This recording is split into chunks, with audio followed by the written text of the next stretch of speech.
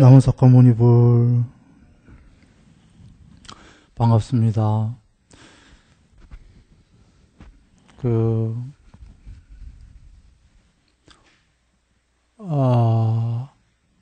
작년입니다. 작년 3월에 보드가야에 가서 한 달 있다가 왔어요. 그 보드가야에서 비 오는 시절이 아닌데 오는 마지막 날, 그 전날이죠. 저녁부터 그렇게 비 온 적이 없다는데 억수같이 쏟아졌습니다. 네, 이제 한국으로 떠나기 위해서 부처님께 예불 올리러 이제 아침에 마지막 인사 올리러 가는 중에 그 전에 이제 비가 다 그쳤습니다. 그래갖고 그 숙소에서 나와서 성불하신 그곳까지 가는 길이 깨끗하게 청소가 되어져 있었어요. 그래서 마지막 인사를 떠나는 날 잘 올리고 왔습니다. 마치 오늘 그런 생각이 들대요. 비가 많이 와서 여러분 오시는 길을 축복하느라고 깨끗이 문오리 오는 길이 씻겨진 것이 아닌가. 실제로 내가 그때 떠나오면서 그런 생각을 했거든요. 전날 비가 옥수같이 올 때 어이구 아침에 부처님께 예불 올려야 되는데 비가 이렇게 쫙 계속 오면은 장삼서부터 싹 젖으면 짐 싸갈 때 참 힘들겠구나 그랬는데 언제 그랬냐는 듯이 깨끗하게 끝이고 그 비까지 그 보드가야에 절하는 곳에 빗물을 일하는 분들이 깨끗이 치웠어요. 그래서 아주 깨끗한 데서 훌륭하게 그 인사 말씀 올리고 올 수 있었는데 오늘도 혹여 그와 같은 게 아닌가 이런 생각이 들었습니다. 앙고따라 니까야의 말리까경입니다. 그 말리까경을 잠시 얘기 드리기 전에 드릴 말씀은 오늘 여기 모이신 분들은 참으로 훌륭한 분들입니다. 여기 지금 불사보시를 하신 분들이 계시고요. 또 한쪽으로는 오랫동안 정기보시를 하시는 분들이 계십니다. 물론 그 둘 다를 하고 계신 분도 많이 계십니다. 지금 그렇게 모셨고 못 온 분들도 굉장히 많습니다. 그래서 지금 이러하게 훌륭한 분들께 감사하다는 그 감사의 날로 오늘 모시게 됐습니다. 그래서 불사보시에 공덕을 지은 분들, 정기보시에 공덕을 지은 분들, 이것에 관련해서 말리까경을 잠시 얘기 드립니다. 왕비입니다. 말리까 왕비가 부처님께 여쭙는 내용입니다. 보시와 인색함에 대해서인데요. 보시의 반대말은 인색함입니다. 그래서 인색함의 때를 벗기는 게 보시다 이런 말씀이 많이 나오시죠. 마음의 때입니다. 마음은 본래로 청정하고 깨끗한데 그 마음을 가리우고 있는 때가 인색함이다. 그 인색함의 때는 보시로만 벗길 수 있다. 라는 말씀인 거죠. 그러시면서 말리까 왕비가 여기 이 세상에 누구는 부자고 누구는 가난한데 그 원인이 무엇입니까? 여쭙자 인색함이다. 그냥 쉽게 얘기하십니다.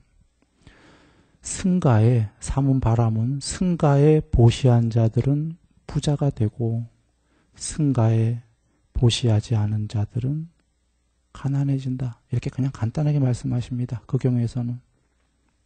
물론 전생 얘기하셔요. 전생에 승가에 보시한 자들은 요번 생에 부자고 전생에 승가에 보시하지 않은 자들은 요번 생에 가난하다. 이렇게 계시는 경입니다. 그런데 이것이 경의 말씀과 더불어 전생에도 요번 생이 그렇지만 실제로 요번 생의 원인이 요번 생에도 벌어지기 때문에 마찬가지입니다. 승가에 보시하는 사람은 부자가 될 것이고 승가에 보시하지 않는 자는 가난해진다. 이렇게 말씀을 하셨고요. 인색함. 그리고 더불어 질투를 얘기하셨습니다. 이 질투는 뭐냐면 인색함과 동료예요. 짝입니다. 그러니까 인색은 나의 이익을 나누지 않겠다. 이게 인색이고 질투는 남이 이익이 생기고 존경받고 명성이 생기면 배가 아프고 질투가 나고 시기심이 난다. 이게 질투입니다. 인색함과 질투는 동전의 양면의 그 짝인데 이 질투는 또 뭐라고 하셨냐면 질투가 없는 자는 영향력이 생긴다 그러셨습니다. 지배력. 사람에 대해서 세상에 대해서. 그러자 왕비가 부처님 제가 전생에 질투하지 않았나 봅니다. 그래서 왕비가 돼서 사람들에게 많은 지배를 행사합니다. 그럽니다. 한번 여기서 보죠. 가꾸루는 질투가 많으면 사람들에게 영향력이 없다. 이 얘기는 쉽게 아무도 그 사람 말 듣지 않는다. 이 얘기입니다. 남의 이득과 존경과 명성을 시기하고 질투하는데 누가 그 사람 말을 듣겠습니까? 안 듣는다. 이 부처님 말씀은 우리가 이 세계의 법칙이 당연하고요. 조금만 논리적으로 생각해봐도 과학적으로도 맞습니다. 질투하지 않고 남의 이익과 존경과 명성 남이 받는 거를 가서 같이 기뻐하면은 그 사람은 영향력이 생기는 거죠. 그래 돌아와 요약하면은 인색하지 않은 자 부자 된다. 인색한 자 더욱더 가난해진다. 그래 승가에 보시라 그러셨던 거고요. 인색한 자는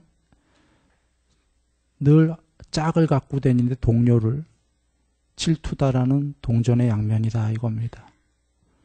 질투하지 않는 자는 지배력, 영향력이 생기고 남의 이득과 존경과 명성에 대해서 질투하는 자는 아무런 영향력이 없다.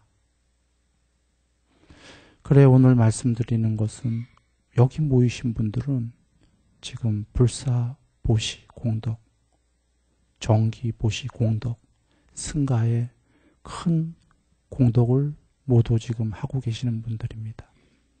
그러므로 말리가경에 의하면은 우리 모두는 지금 부유하고 머지않아 부유해질 것이고 지금 부유한 분들은 더욱더 부유해질 것이고 그 다음에 영향력, 지배력이 더욱더 커진다. 그래 보시의 공덕은 부처님께서 수명, 용모, 명성, 명예, 행복, 영향력은 기도한다고 생기는 게 아니다. 그것이 얻으려면 수명을 원하는 자, 병 들어서 아픈 사람에게 병구한 약품을 주면은 그 사람이 그것에 의해서 병이 나서 수명이 30년이 연장이 되면은 그 수명을 나누어 받고, 즉 수명을 더 오래 살기 원하는 자 수명을 보시해라 그 얘기입니다.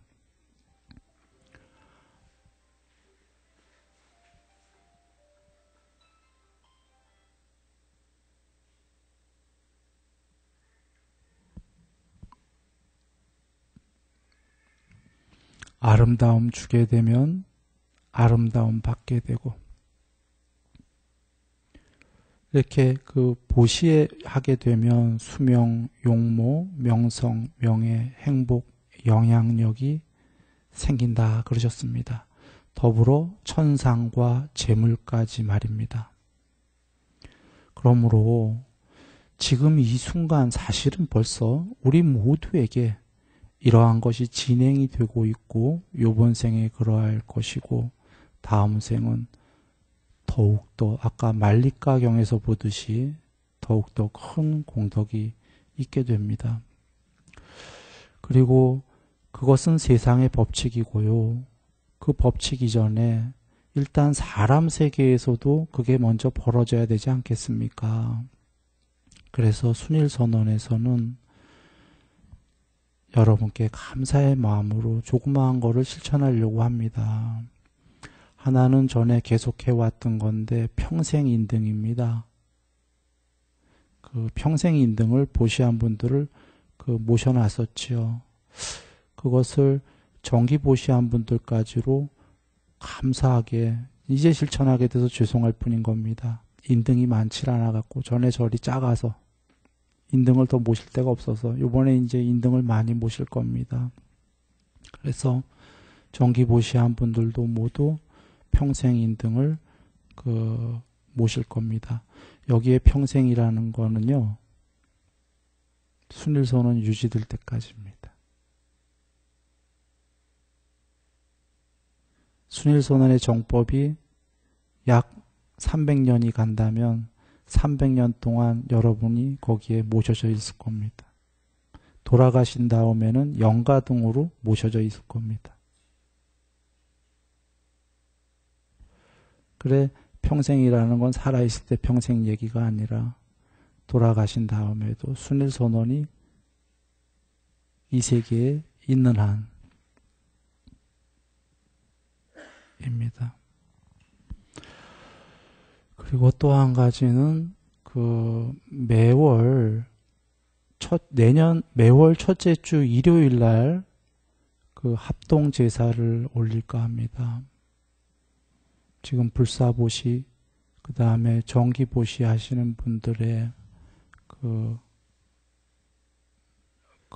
돌아가신 어르신들, 양쪽 전부 남편과 부인, 그것을 다 좀 접수해 주시고요. 그러면은 예를 들면은 1월에 돌아가셨다 하면은 많으시니까 그 똑같은 날짜에 할 수는 없고요.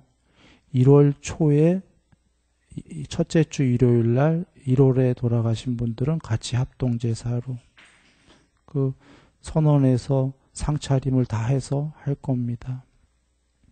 그래서 2월에 돌아가신 분들은 2월에 첫째 주 일요일 날 이렇게 해갖고, 왜 일요일이냐면요, 매월 1일 날 안 하고 왜 일요일이냐라고 하신다면, 혹여라도 합동제사고 하니까 부모님 이렇게 제사 같이 지내고 싶은 분이 있고 한다면은 일요일 날이어야지 올 수 있을 거니까 평일이면 힘들 거기 때문에 그렇게 시작을 할 겁니다.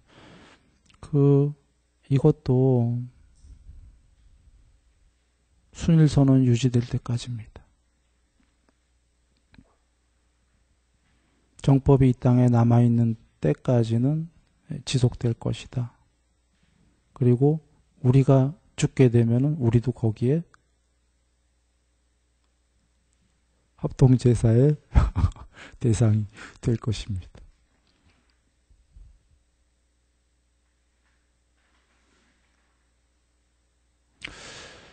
일단 지금 여기에 모신 부처님이 요번에 이제 돌부처님이 이제 머지않아 들어오시겠죠. 여기 돌부처님 들어오시면 여기 순일이 뒤에 계신 부처님은 위에 소법당으로 옮겨가실 거예요. 부처님이 먼저 옮겨가셔야 좀 디자인이 나와요. 그래서 부처님 모시고 그 양옆으로 다 해서 인등 뭐 이렇게 쭉 다 이렇게 할 거거든요. 그래서 아마 올해 안에 될 것이다 이렇게 생각이 듭니다.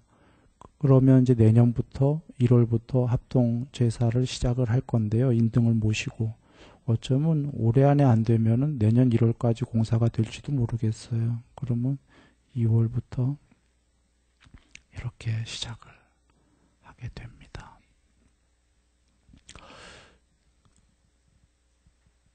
그리고 이제 마지막으로 말씀드릴 거는요. 길게 안 하겠습니다. 늦게 시작해갖고요. 불어. 명칭을 좀 정해봤는데요.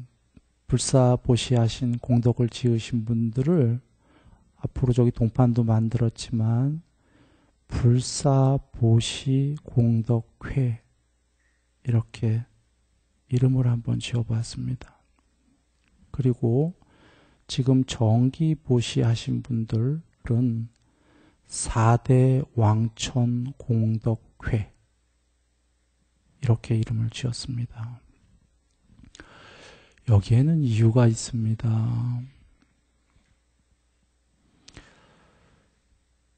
부처님께서 사람이 죽어서 다시 사람으로 오기도 쉽지가 않다 그러셨습니다.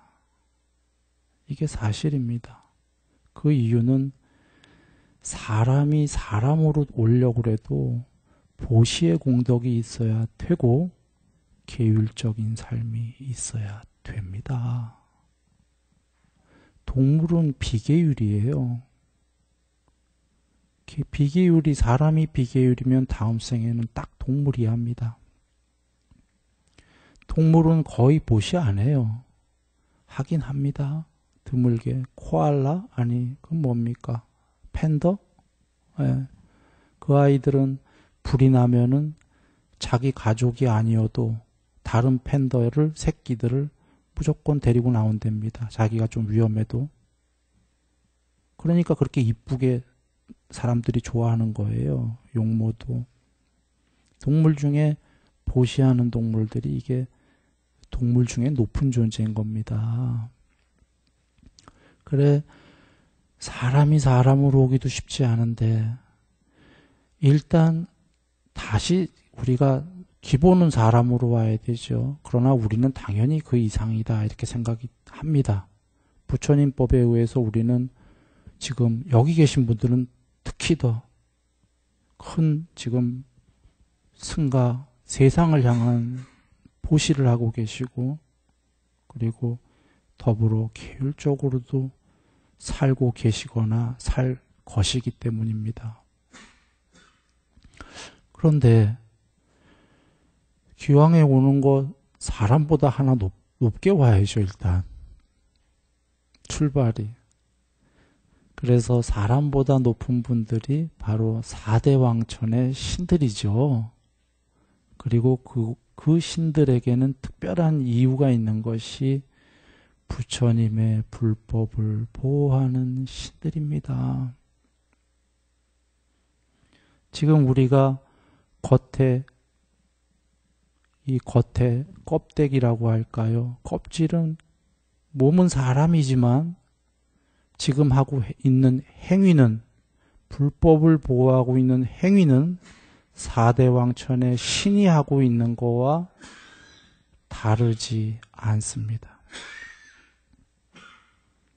그래서 지금 껍데기가 몸이 무엇이든 다르지 않기 때문에 4대 왕천 공덕회 혹은 우리가 몸이 무너진 후에 다음 생에 최소 4대 왕천에 화생하자라는 의미로 4대 왕천 공덕회라 발언합니다.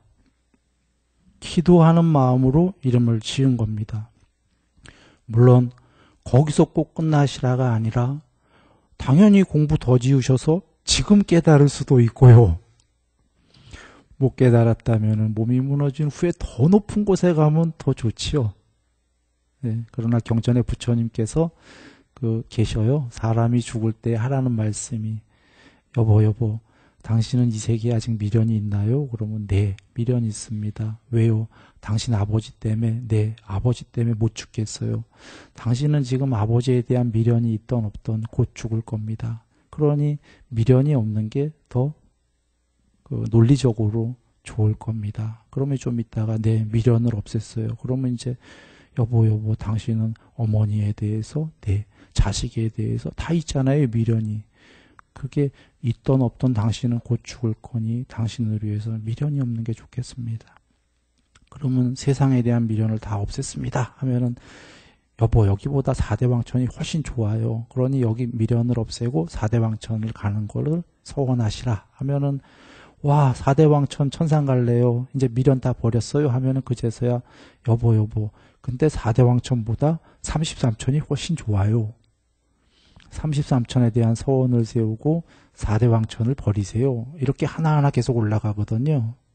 그런 의미로 지금 우리보다 일단 하나 높은 4대 왕천을 부터 시작하는 것으로 출발점을 삼습니다. 그래, 불사보시 공덕회 이 선언 짓는 데 있어서 불사보시를 하신 그분들 그리고 정기보시 하시는 4대 왕천 공덕회 이분들에게 지금 이 순간부터 혹은 벌써 전부터 진행이 된 겁니다. 그러나 지금 특별한 이유를 담고 다시 선언하는 겁니다. 부처님 법에 따라서 수명, 용모, 명성, 명예, 행복, 영향력 모두 커지기를 기도합니다.